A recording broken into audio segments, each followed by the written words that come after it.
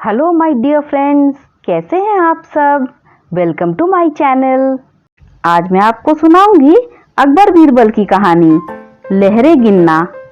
एक बार की बात है, बादशाह अकबर के दरबार में उनसे नौकरी मांगने की फरियाद लेकर एक व्यक्ति पहुंचा। कुछ देर तक उसकी बातें सुनने और बुद्धि की परीक्षा लेने के बाद बादशाह ने उसे चुंगी यानी टैक्स वसूलने वाला अधिकारी बना दिया। बीरबल भी उस समय दरबार में मौजूद थे।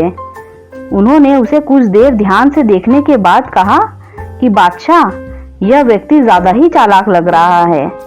यह जल्द ही कुछ न कुछ बेईमानी जरूर करेगा। होते होते कुछ समय गुजरा, तब तक उस व्यक्ति ने टैक्स वसूलने का काम पूरी तरह से संभाल लिया था। एक दिन बादशाह अकबर के पास दो व्यक्ति उस अधिकारी की शिकायत लेकर पहुंचे। शिकायतें मामूली थी, इसलिए उन पर ज्यादा ध्यान नहीं दिया गया। उसके बाद रिश्वत लेने और जनता को परेशान करने के आरोप भी उस अधिकारी पर लगने लगे। इतनी शिकायतें आने पर बादशाह ने सोचा कि इसका तबादला ऐसी जगह कर देता हूँ जहाँ इसे बेईमानी करने का कोई मौका ही ना मिल पाए। इतना सोचते ही बादशाह ने फैसला लिया कि उसे अस्तबल का मुंशी बनाया जाए। फिर अकबर ने मन में कहा कि अब घोड़ों की लीद उठवाने के काम में ये क्या बेईमानी कर पाएगा। वहां मुंशी के पद पर पहुंचते ही उस व्यक्ति ने फिर रिश्वत लेना शुरू कर दिया। उसने सीधे घोड़े की देखभाल करने वालों से कह दिया कि तुम लोग घोड़े को कम दाना खिलाते हो। इसका पता बादशाह को चल गया है, इसलिए मुझे लीद को तोलने के लिए भेजा है। अगर लीद का वजन कम हुआ तो सबकी शिकायत बादशाह से कर दूंगा।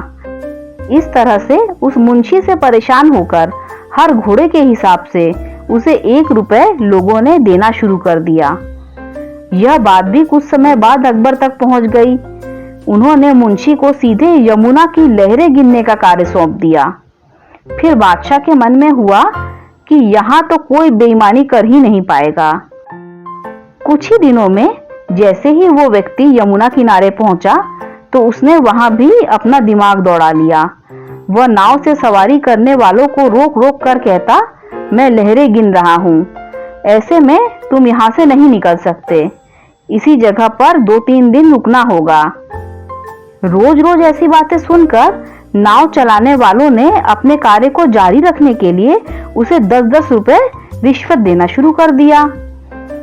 अब यमुना के किनारे भी वो व्यक्ति खूब बेईमानी कर रहा था। 1-2 महीने में ही बात बादशाह अकबर तक पहुंच गई। तभी अकबर ने एक लिखा हुआ आदेश भिजवाया, नाव को रोको मत, जाने दो। वो व्यक्ति बहुत ही चतुर था। उसने बादशाह के आदेश वाले पत्र को नाव को रोको मत जाने दो कर दिया। इस थोड़ी हेरफेर के बाद उसने अकबर का आदेश वहां टंगवा दिया। आखिर में उससे परेशान होकर बादशाह ने उसे नौकरी से निकाल दिया। तभी बादशाह को बीरबल की याद आ गई कि ये आदमी बेईमानी जरूर करेगा। तब उसके मन में ये हुआ कि मुझे उसे पहली गलती में ही कठोर दंड दे देना चाहिए था। इस कहानी से हमें यह सीख मिलती है कि दुष्ट अपनी दुष्टता और बेईमान अपनी बेईमानी कभी नहीं छोड़ता है। अगर आपको मेरी ये स्टोरी अच्छी लगी हो तो लाइक कर दीजिए, मेरे चैनल को सब्सक्राइब कर दीजिए। Thanks for listening.